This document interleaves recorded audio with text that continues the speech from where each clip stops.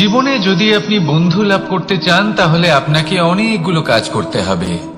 প্রথমে একজন যোগ্য পাত্র সন্ধান করতে হবে, তারপর তার সাথে সময় কাটাতে হবে, সুখ দুঃখে তার সাথে থাকতে হবে, তবে গিয়ে সে বন্ধু হবে। কিন্তু যদি আপনি শত্রু খুঁজতে চান তাহলে কোথাও যাওয়ার দরকার নেই, কারণ আপনার সব থেকে বড় শত্রু আর কোথাও নেই, আপনারই মনের মধ্যে, আপনার চেতনায় রয়েছে। ক্রোধ, মোহ, লোভ, কাম, মদ, মাৎসর্য। এ এমন 6 সব থেকে বড় শত্রু যা আপনার আগামী 7 জন্ম নষ্ট করে দিতে পারে যদি আপনি এদের না সামলাতে পারেন। এবার এদের সাথে যদি যুদ্ধ করতে হয় তাহলে একটা মহাভারতের মতো দেখুন, যেখানে অর্জুনও আপনি আর কৃষ্ণও সেই আপনি। কারণ এই যুদ্ধ আর অন্য কারোর সাথে নয়, বরং নিজের সাথে। এগুলো অন্তর মনের যুদ্ধ, আর এটা জয় করা যেতে পারে নিয়ন্ত্রণ এবং অনবরত চেষ্টার দ্বারা। তাই এটাই করুন, এই 6 শত্রুকে পরাজিত করুন এবং আমার সাথে ভালোবেসে বলুন, রাধা রাধা।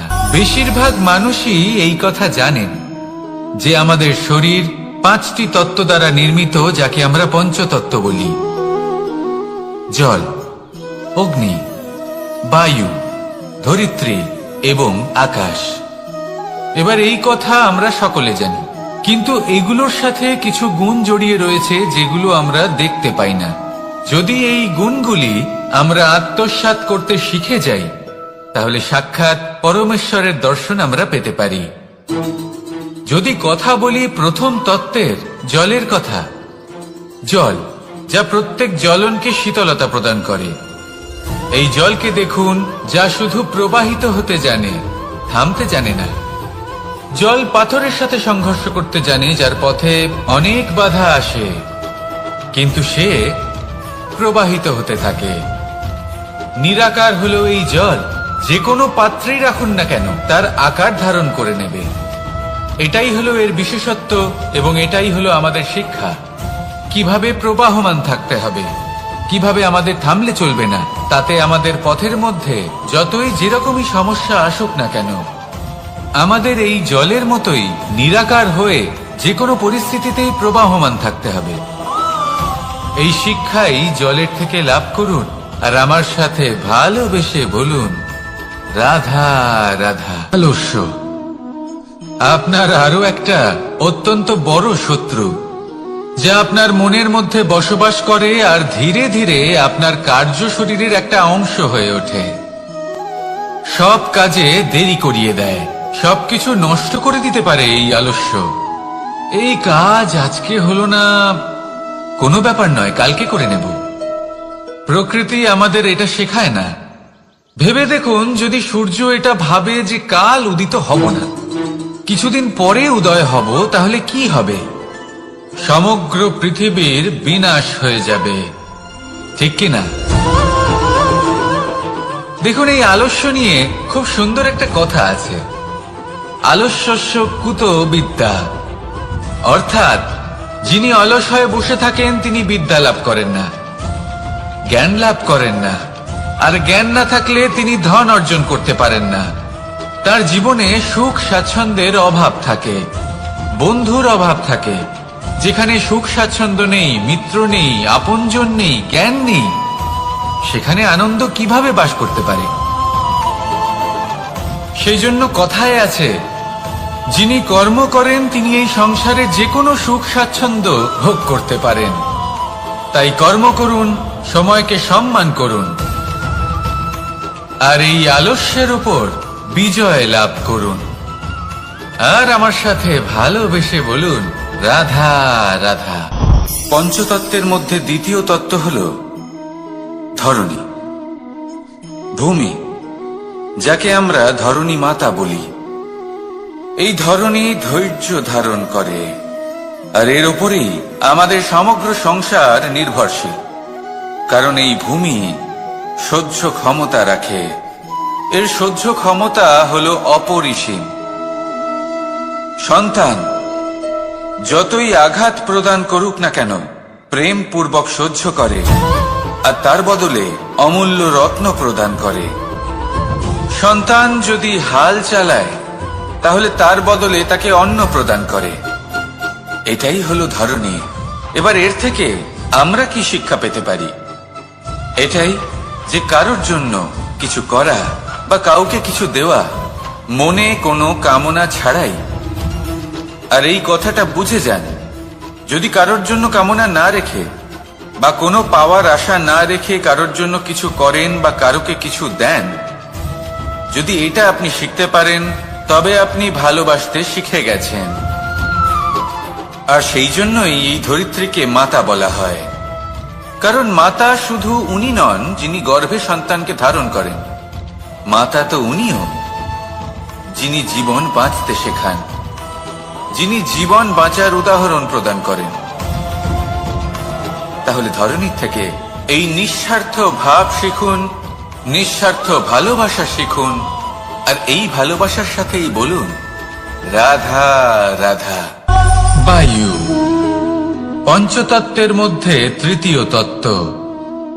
কেউ একে সমীর বলে, আবার কেউ একে পবন বলে। প্রথম কথা হলো এটাই যে এই বায়ু আমাদের জীবন দান করে প্রতিদিন, প্রত্যেক মুহূর্তে। এই বায়ুর কারণেই আমরা নিঃশ্বাস নিতে পারি, জীবিত থাকতে পারি। এই বায়ুই হলো সেই যা সকল মেঘেদের একত্রিত করে একটি স্থানে আর বর্ষা ঘটায়। আর এই বর্ষার কারণেই এই ধরিত্রীতে অন্ন উৎপন্ন হয়। এই বায়ুকে দেখুন, কখনো এতটা সৌম্য যে আপনার কোনোই তফাৎ বোধ হয় না, আর কখনো কখনো এমন রূপ ধারণ করে ফেলে যে অনেক বড় বড় পর্বতের আকার পর্যন্ত বদলে ফেলে।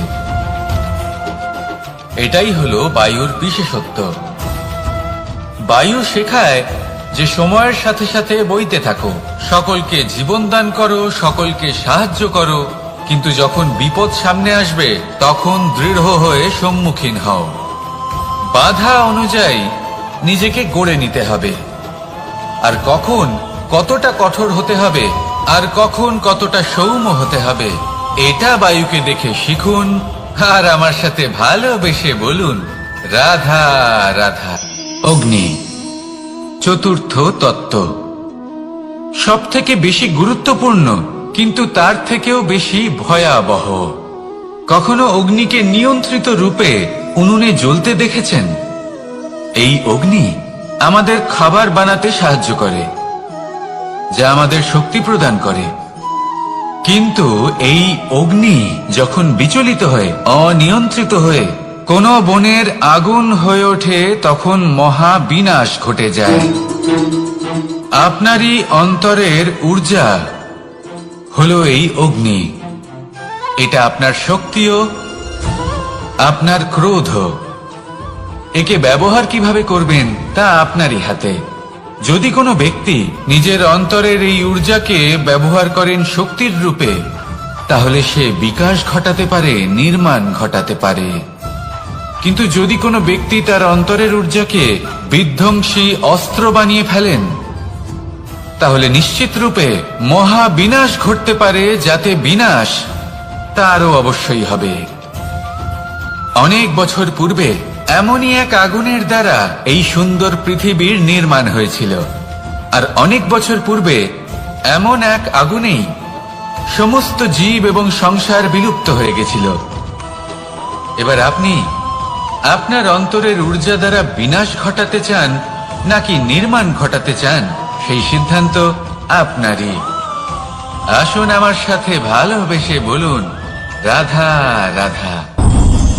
পঞ্চম তত্ত্ব, আকাশ নব ব্যোম। আসলে কোনো ভ্রম নাকি সত্য?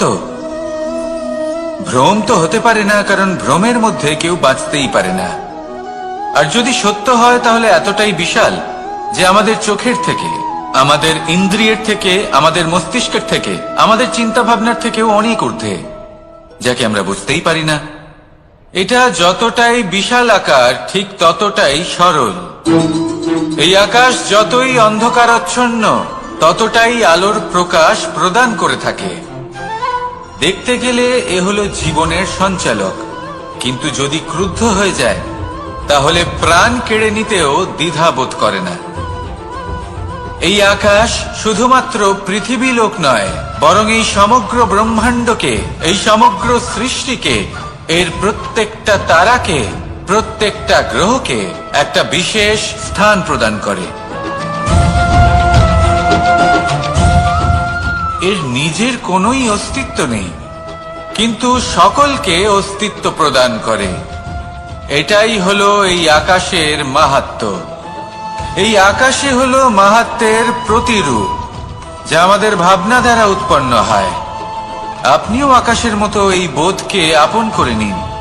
আপনার জীবনও আকাশের মতন মহান এবং বিশাল হয়ে উঠবে। আর তখনই মন সুপ্রসন্ন হয়ে বলবে, রাধা রাধা। কাম, তৃতীয় পুরুষার্থ। এবার অধিকাংশ মানুষই কাম বলতে বিলাসিতা, বাসনা, লালসা মনে করে ফেলে। আসলে এমন কিছুই নয়। কামের বাস্তবিক অর্থ কি? কামের বাস্তবিক অর্থ হল কামনা। প্রতিটা ব্যক্তি, প্রতিটা মানুষ, প্রতিটা জীব এই সংসারে কোনো না কোনো বিশেষ কারণে আসে। সেই কারণকে পূর্ণ করার জন্য কর্ম করাকে কাম বলে। এখন সেটা সবার জন্য ভিন্ন হতে পারে। কারোর কাছে সেটা জ্ঞান অর্জন করা হতে পারে, আবার কারোর কাছে নির্মাণ করা হতে পারে। কারোর জন্য পরিবারকে সঞ্চালন করা হতে পারে, আবার কারোর জন্য এই সংসার থেকে পাপ দূর করা হতে পারে। কিন্তু সবথেকে গুরুত্বপূর্ণ হলো যে মানুষ যেন নিজের কর্ম ঠিক করে করে, সম্পূর্ণ যত্ন নিয়ে করে। তৃতীয় পুরুষার্থ মানে এই কাম। এটার অনুচিত অর্থ নিজেকে বোঝানো মানেই সমগ্র জীবনকে অর্থহীন করে দেওয়া। তাই প্রেম দ্বারা আপনার এই সংসারে আসার কারণটাকে অনুসন্ধান করুন, আর এই প্রেমের সাথেই বলুন, রাধা রাধা। এবার এই পুরুষার্থের বিষয়ে আপনারা অবশ্যই শুনেছেন। মোক্ষ, চতুর্থ পুরুষার্থ। আপনারা কি জানেন এই মোক্ষ আসলে কি? ধর্ম, অর্থ, কামনার পালন করতে করতে মৃত্যু লাভ করা, এটাই কি মোক্ষ? না, মোক্ষ হলো সেটাই যা জন্ম এবং মৃত্যুর ঊর্ধ্বে। প্রত্যেক ব্যক্তি, প্রত্যেক জীবই সংসারে কোনো না কোনো বিশেষ প্রয়োজনে আসে। ধর্মপথে, সৎপথে অর্থ উপার্জন করা, প্রয়োজনকে পূর্ণ করার চেষ্টা করতে করতে সেই প্রয়োজনকে পূর্ণ করা তাকে মুক্তির পথে নিয়ে যায়, যা হলো মোক্ষ। যদি এই মোক্ষ লাভ না হয় তাহলে মানুষ জন্ম এবং মৃত্যুর এই চক্রে বারবার ফিরে আসবে। তাই নিঃস্বার্থভাবে সদ্ভাব নিয়ে কর্ম করুন, সকলকে ভালোবাসুন, আর আমার সাথে বলুন, রাধা রাধা। মানুষ বড়ই বিচিত্র প্রাণী। অধিক থেকে অধিকতর ধন লাভ করার চেষ্টায় নিজের শরীরকে নষ্ট করে ফেলেন, নিজের শক্তি হারিয়ে ফেলেন, নিজের সামর্থ্য হারিয়ে ফেলেন। আর যে ধন লাভ করেন সেটা কোথায় যায়? সেই শক্তি, সেই সামর্থ্যকে আবার ফিরে পাওয়ার জন্য। আর কিছু মানুষ জীবন এমন ভাবে যাপন করেন যেন তা কখনোই শেষ হবে না, কিন্তু শেষ তো সবারই হবে। আর যখনই শেষটা কাছে চলে আসে তখন মানুষ এটা বুঝতে পারেন যে সে জীবনকে উপভোগ করেননি। তার কারণটা কি? লালসা। এই লালসা জন্ম দেয় লোভকে, আর এই লোভ জন্ম দেয় আপনারই বিনাশকে। সেই জন্য আজ আপনার কাছে যা কিছু আছে, যেমনটা আছে, তার সাথে জীবন যাপন করুন, পূর্ণরূপে যাপন করুন। আপনার কাছে যতই ধন, শক্তি, মান থাকুক, তা সবার মধ্যে ভাগ করতে শিখুন। ভাগ করলে ভালোবাসা বাড়ে, আর এই ভালোবাসা দ্বারা জীবন আরো সুখময় হয়ে ওঠে। তাহলে আসুন আর আমার সাথে ভালোবেসে বলুন, রাধা রাধা। মন, জীবনে যখনই কোনো বস্তু বা সুখ স্বাচ্ছন্দ্য অধিক মাত্রায় আপনার কাছে চলে আসে, তখন নিজেকে শ্রেষ্ঠ মনে করার একটা প্রবণতা দেখা যায়, যা হয় আত্মবিশ্বাসে পরিণত হয়, নয়তো অহংকারে। এবার আত্মবিশ্বাস আর অহংকারের মধ্যে অনেক বড় পার্থক্য রয়েছে। আমি এটা করতে পারি, আমি ওটাও করতে পারি, এ হলো আত্মবিশ্বাস। শুধুমাত্র আমি এটা করতে পারি, শুধুমাত্র আমি ওটাও করতে পারি, আমি হলাম সর্বশ্রেষ্ঠ, এটা হলো অহংকার। এবার এই অহংকার এর ধ্বনি অনেক দূর প্রবাহিত হয়, আর এর প্রহার সর্বপ্রথম আপনাকে বিপর্যস্ত করে। এবার এই অহংকার এর বিপরীত শব্দ হলো বিনয়, অর্থাৎ নিজের ঊর্ধ্বে উঠে অন্যের বিষয় ভাবনা চিন্তা করা, সংসারের বিষয় ভাবা। এই বিনয়ী হবার চেষ্টা করুন, একের থেকে অনেক হওয়ার চেষ্টা করুন এবং একসাথে থাকার চেষ্টা করুন। নিশ্চিত রূপেই আপনি বিকাশের কারণ হবেন। মত্ততা থেকে নিজেকে দূরে রাখুন, অহংকার থেকে নিজেকে দূরে রাখুন। এই মন প্রসন্ন হয়ে বলবে রাধা রাধা। জীবনে যখন কোনো ব্যক্তি নিজের লক্ষ্য প্রাপ্তির জন্য নিরন্তর পরিশ্রম করতে থাকেন, চেষ্টা করতে থাকেন, তখন তিনি কষ্ট অনুভব করেন, কখনো শারীরিক কষ্ট, কখনো মানসিক কষ্ট। এবার উনি এটা ভাবতে থাকেন যে আমি কি উচিত করছি নাকি অনুচিত করছি, কারণ অন্যদিকে এমন একজন ব্যক্তিও আছেন যিনি একদমই পরিশ্রম চেষ্টা করছেন না। তিনি মদিরা পান করেন, বিলাসিতায় জীবন কাটান, অলস প্রকৃতির হয়ে ওঠেন, নিদ্রাতে বিলীন হয়ে থাকেন আর ভাবেন যে তিনি সুখ লাভ করছেন। কিন্তু এরকম কেন হয়? কারণ যখন আমরা সৎ পথে থাকি, উচিত পথে চলি, লক্ষ্য প্রাপ্ত করার জন্য চেষ্টা করতে থাকি, তখন আমাদের ভেতরে থাকা নেতিবাচক শক্তি এবং পাপ এই দেহকে ত্যাগ করে দেয়। আর এই অনুভূতিটাই আমাদের দুঃখের অনুভূতি দেয়, কষ্ট দেয়। এবার সেখানে যদি আমরা কুপথে চলি, অনুচিত পথে চলতে থাকি, তাহলে আমাদের ভেতরে থাকা পুণ্য এবং ধনাত্মক শক্তি আমাদের দেহ ত্যাগ করে দেয়। আর এই অনুভূতির কারণেই আমরা সুখ অনুভব করি। কিন্তু কখনো ভাববেন যে এই সুখ বেশি সময় পর্যন্ত থাকে না। সেই জন্য সবসময় মনে রাখবেন, যদি আপনি জানেন যে এটাই আপনার লক্ষ্য, এটাই উচিত পথ, শুভ পথ, তাতে নিরন্তরভাবে এগিয়ে যেতে চেষ্টা করতে থাকুন। এই কষ্ট আপনাকে সুখের পরাকাষ্ঠায় কখন পৌঁছে দেবে তা আপনি জানতেই পারবেন না। আসুন আমার সাথে ভালোবেসে বলুন রাধা রাধা। ঈর্ষা আমাদেরই মনে বসবাস করা আরো একটা শত্রু। তবে এই শত্রু কখনো কখনো আমাদের জন্য লাভদায়কও হতে পারে, কিন্তু যদি আমরা সতর্ক না থাকি তাহলে সেটা ততটাই ঘাতক হয়ে উঠতে পারে। যদি আপনার কোনো প্রতিদ্বন্দ্বী থেকে থাকে যে এগিয়ে চলেছে, তাকে দেখে আপনার মনে ঈর্ষা উৎপন্ন হয়, আর ঈর্ষাবশত আপনি নিরন্তর চেষ্টা করতে থাকেন, পরিশ্রম করতে থাকেন সামনে এগোনোর জন্য, তাহলে তার দ্বারা আপনার বিকাশই হবে। কিন্তু যদি আপনি নিজের বিরোধীকে শেষ করতে দেওয়ার জন্য অগ্রসর হন, তাকে বিনাশ করার জন্য অগ্রসর হন, তাহলে এই ঈর্ষা প্রথমে আপনার বিনাশ অবশ্যই করবে। একটা কথা আছে,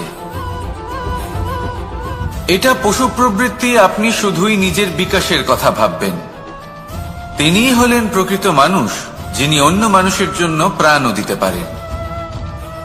এই ঈর্ষা যদি আপনাকে বিকাশের পথে নিয়ে যেতে পারে তাহলে খুবই ভালো।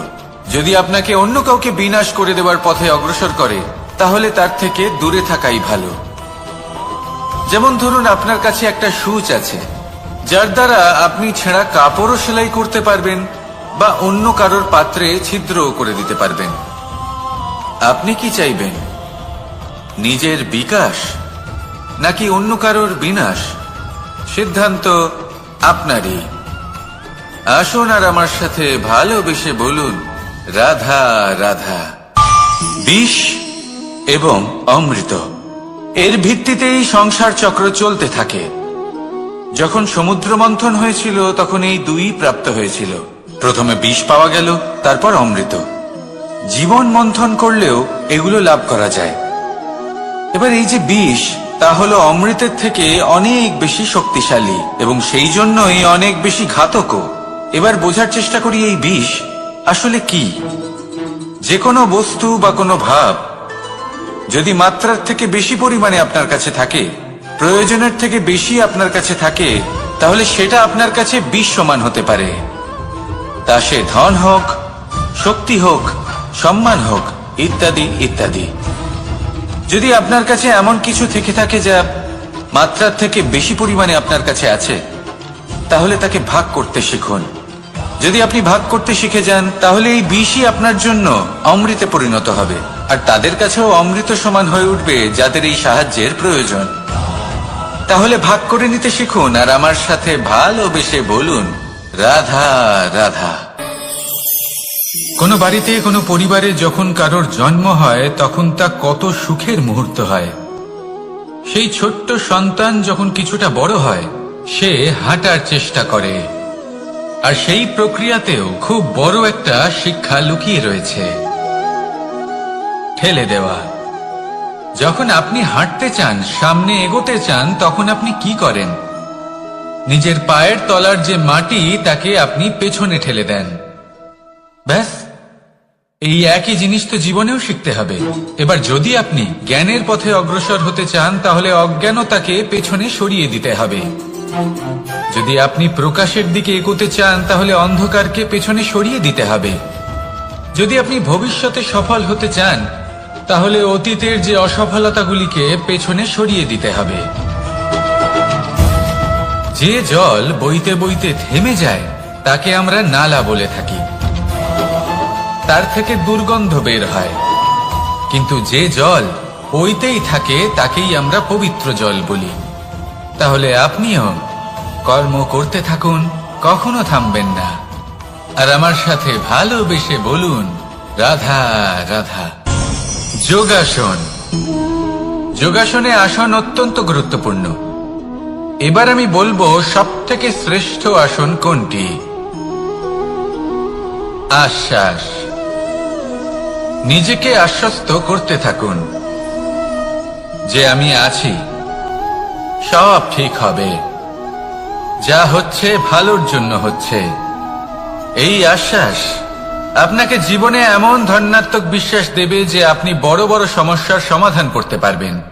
এবার যদি কথা বলি সবথেকে কঠিন সময়ের, তাহলে সেটা হলো বিচ্ছেদের।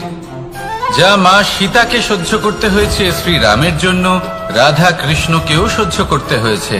যে ব্যক্তি বিচ্ছেদের সময় সঠিক পথে চলে এসেছে, সে জীবনে অনেক শ্রেষ্ঠ স্থানে অবশ্যই পৌঁছতে পারবে।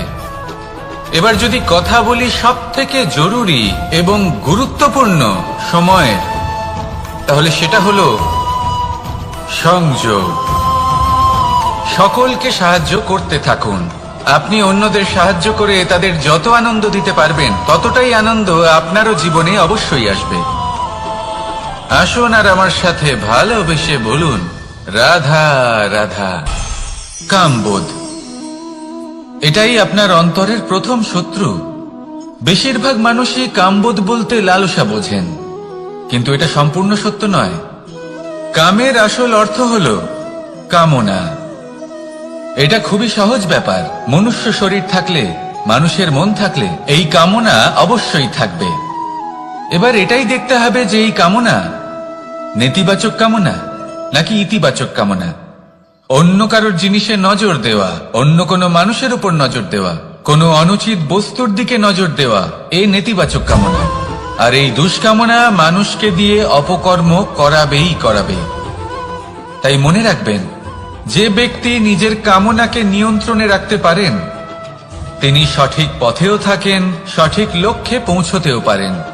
যিনি কামনা নিয়ন্ত্রণে রাখতে পারেন না, তিনি তার পথও হারিয়ে ফেলেন এবং লক্ষ্যচ্যুতও হন।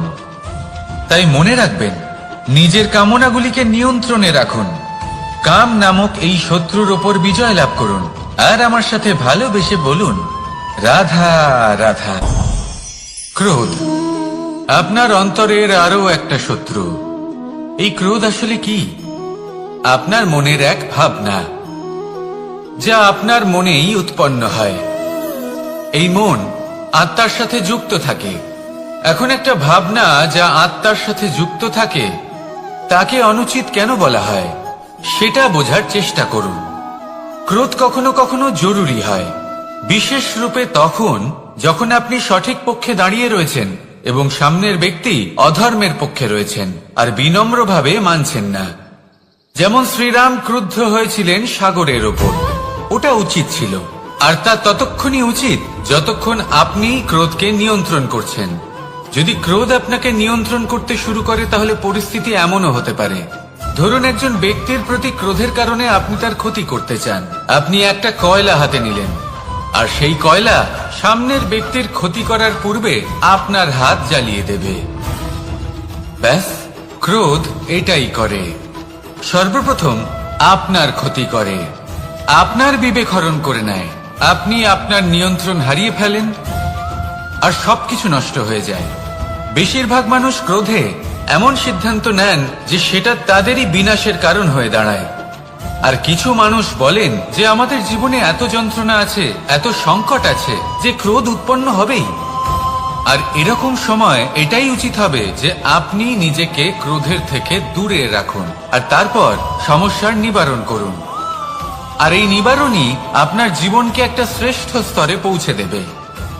তাহলে ক্রোধ থেকে দূরে থাকুন, সুপ্রসন্ন থাকুন আর আমার সাথে ভালোবেসে বলুন রাধা রাধা। লোভ আপনার অন্তরের আরো একটা শত্রু। দেখতে গেলে এটা একটা শব্দ, একটা সংস্কৃত শব্দ, লব ধাতু থেকে উৎপন্ন হয়েছে। এর অর্থ কিছু লাভ করা। কিছু লাভ করা অনুচিত নয়, আরো কিছু লাভ করাও অনুচিত নয়, কিন্তু সব থেকে বেশি আমি লাভ করব, আমি আরো চাই, আরো বেশি চাই, আরো বেশি পেতে চাই, এটাই হলো লোভ। আর এই লোভ যখন গ্রাস করে তখন আপনি যা পেতে চান, সে ধনই হোক বা মানই হোক, তা অর্জন করার জন্য মানুষ যে কোনো স্তরে পৌঁছে যেতে পারে। যদি মানুষ ধন অর্জন করতে চান তাহলে তার জন্য তারা অধর্মের পথেও চলতে পারেন। যদি সম্মান অর্জন করতে চান তাহলে অন্য মানুষকে ছোটও করতে পারেন। শেষ পর্যন্ত আপনার এটা মনে হতে পারে যে যদি একটু অল্পই প্রাপ্ত করতাম কিন্তু ভালোবেসে প্রাপ্ত করতাম, এই জীবন আরো অনেক বেশি সুখী হতো। লোভ আপনার জীবনে, আপনার মনে কখন যে প্রবেশ করবে সেটা আপনি জানতেও পারবেন না। তাই এটা চিনতে শিখুন আর তৎক্ষণাৎ জীবন থেকে বাইরে ফেলে দিন। যা কিছু লাভ করতে চান তা ভালোবেসে লাভ করুন আর সেই ভালোবাসার সাথেই বলুন রাধা রাধা। মোহ আপনার অন্তরের আরো একটা শত্রু। এবার মানুষ প্রেম আর মোহের মধ্যে পার্থক্য বুঝতে পারে না। কিছু মানুষ ভাবে যে মোহর মধ্যে খারাপ কি আছে। যদি কোনো মানুষের তার বাবা মার প্রতি, তার সন্তানের প্রতি মোহ থাকে তবে খারাপ কি আছে? খারাপ আছে, আর সেটা তাদের জন্য খারাপ হতে পারে যাদের প্রতি আপনার এই মোহ আছে। এবার মোহ আর প্রেমের মধ্যে পার্থক্য আপনাকে বোঝাচ্ছি। মোহ শুধুমাত্র পেতে চায়, সেখানে প্রেম শুধুমাত্র দিতে শেখায়। এই দুই পরিস্থিতিতেই আপনার হাত প্রসারিত থাকে। মোহের ক্ষেত্রে কোনো বস্তু বা কোনো ব্যক্তিকে লাভ করার জন্য, আর প্রেমে শুধুই প্রদান করার জন্য। মোহর বশে আপনার পায়ে বাঁধন পড়ে যেতে পারে। যদি মাতা পিতার তার সন্তানের প্রতি মোহ থাকে তাহলে তারা তাদের সন্তানকে কখনো দুঃখে, চিন্তায়, যন্ত্রণায় দেখতেই পারবে না। সেই জন্য তারা সন্তানকে বেঁধে রাখতে চান একটা সুরক্ষিত ক্ষেত্রে, যেখান থেকে না তারা সংসারকে দেখতে পায়, না পরখ করতে পারে, না কিছু শিখতে পারে, না বিকট পরিস্থিতির সম্মুখীন হতে পারে। ঠিক যে কারণে তারা দুর্বল হয়ে পড়ে, অজ্ঞানী হয়ে ওঠে। তাদের বিকাশ সেখানেই স্তব্ধ হয়ে যায়, আর সেখানে প্রেম শুধুমাত্র বিকাশের পথে নিয়ে যায়। মা বাবা যদি সন্তানকে ভালোবাসেন তাহলে তাকে ছেড়ে দেন যে যাও সংসারকে দেখো, পরখ করো আর শেখো। কিভাবে এর সাথে লড়াই করতে হবে সেটা নিজে শেখো। নিজের শক্তি নিজেই বাড়িয়ে তোলো, নিজের পথ চয়ন করো। সেই জন্য এই মোহর শিকল ভেঙে ফেলুন আর প্রেমকে আপন করে নিন। আর এই প্রেম দ্বারাই বলুন রাধা রাধা।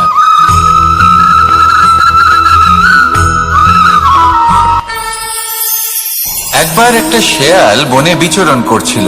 ও একটা ছোট্ট শাবক দেখতে পেল। ও ভাবলো আজ একেই আমি খাবার হিসেবে গ্রহণ করব।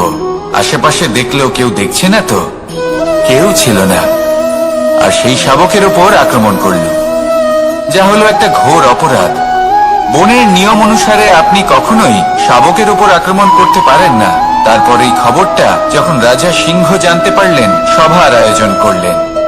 কিন্তু সেখানে শেয়াল বলল, আমি তো এরকম কিছু করিনি। কিন্তু যদি আপনি এরকম বলেন, কোনো প্রমাণ দিন, এর কোনো সাক্ষী আছে? তখন রাজা সিংহ পেঁচাকে ডেকে পাঠালেন, যে সেই মুহূর্তে বৃক্ষের শাখার ওপর বসেছিল। সে সব কিছু দেখেছিল।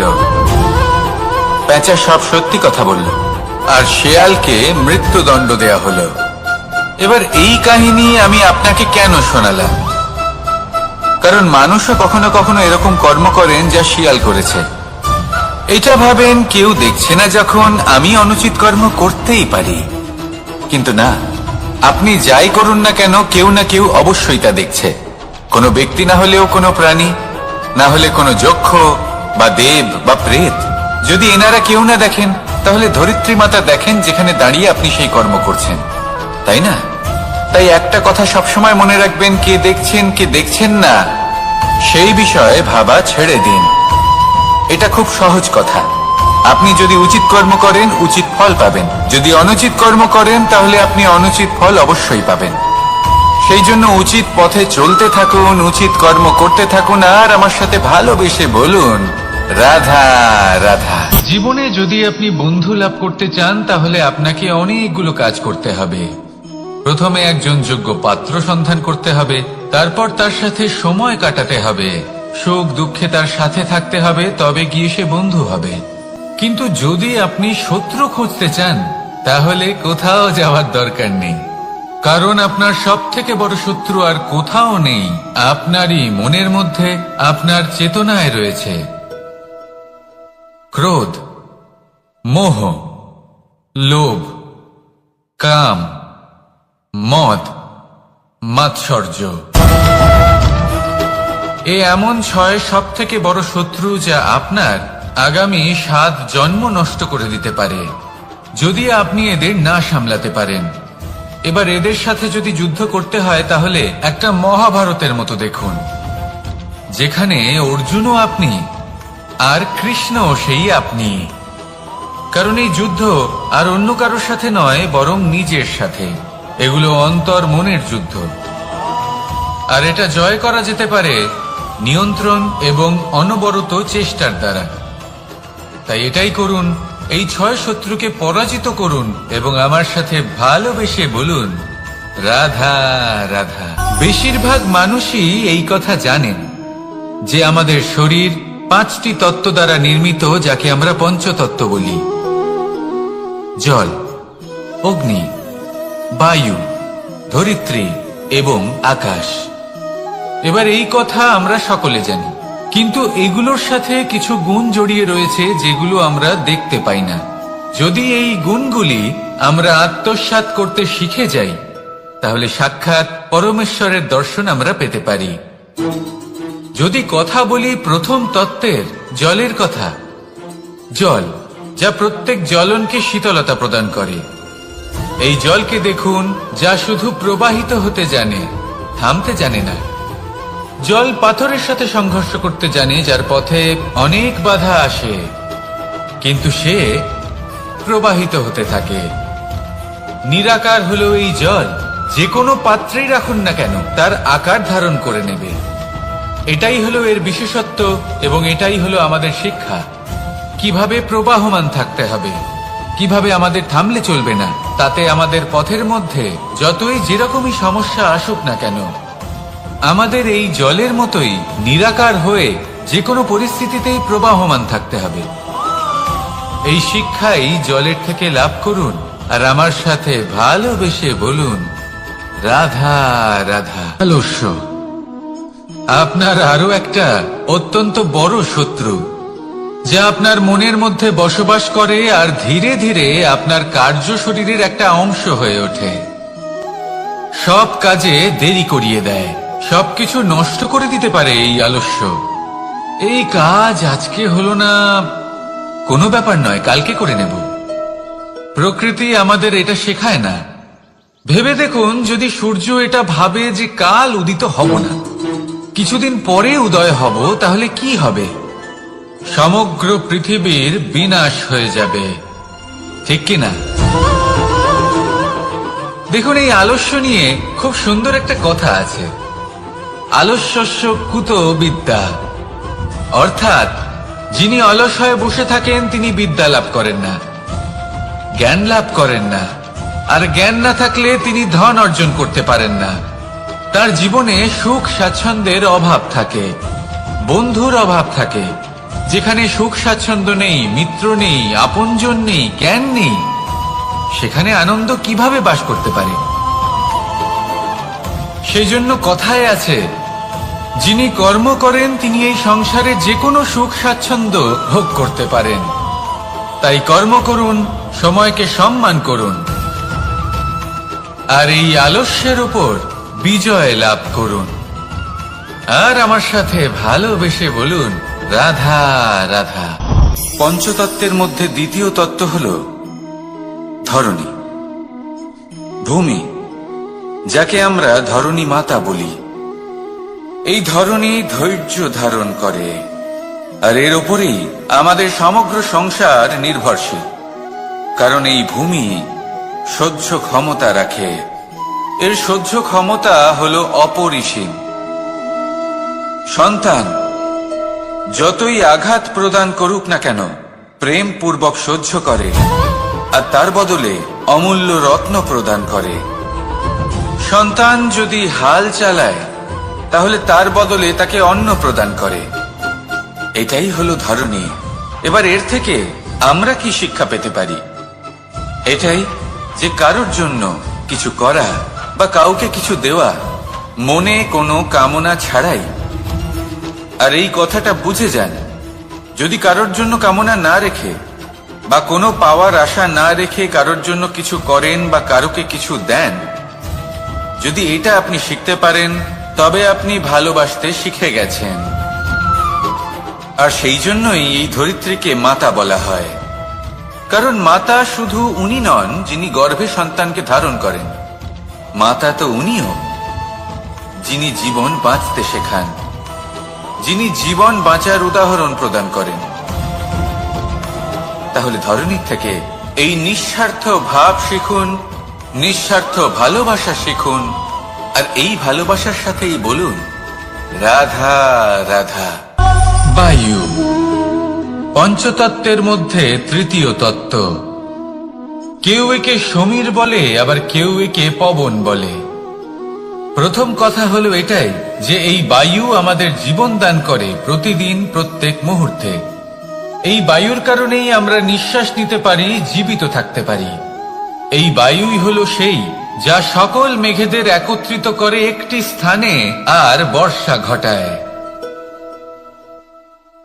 আর এই বর্ষার কারণেই এই ধরিত্রীতে অন্ন উৎপন্ন হয়। এই বায়ুকে দেখুন, কখনো এতটা সৌম্য যে আপনার কোনোই তফাৎ বোধ হয় না, আর কখনো কখনো এমন রূপ ধারণ করে ফেলে যে অনেক বড় বড় পর্বতের আকার পর্যন্ত বদলে ফেলে। এটাই হলো বায়ুর বিশেষত্ব। বায়ু শেখায় যে সময়ের সাথে সাথে বইতে থাকো, সকলকে জীবন দান করো, সকলকে সাহায্য করো, কিন্তু যখন বিপদ সামনে আসবে তখন দৃঢ় হয়ে সম্মুখীন হও। বাধা অনুযায়ী নিজেকে গড়ে নিতে হবে, আর কখন কতটা কঠোর হতে হবে আর কখন কতটা সৌম্য হতে হবে, এটা বায়ুকে দেখে শিখুন। আর আমার সাথে ভালোবেসে বলুন, রাধা রাধা। অগ্নি চতুর্থ তত্ত্ব, সব থেকে বেশি গুরুত্বপূর্ণ কিন্তু তার থেকেও বেশি ভয়াবহ। কখনো অগ্নিকে নিয়ন্ত্রিত রূপে উনুনে জ্বলতে দেখেছেন? এই অগ্নি আমাদের খাবার বানাতে সাহায্য করে, যা আমাদের শক্তি প্রদান করে।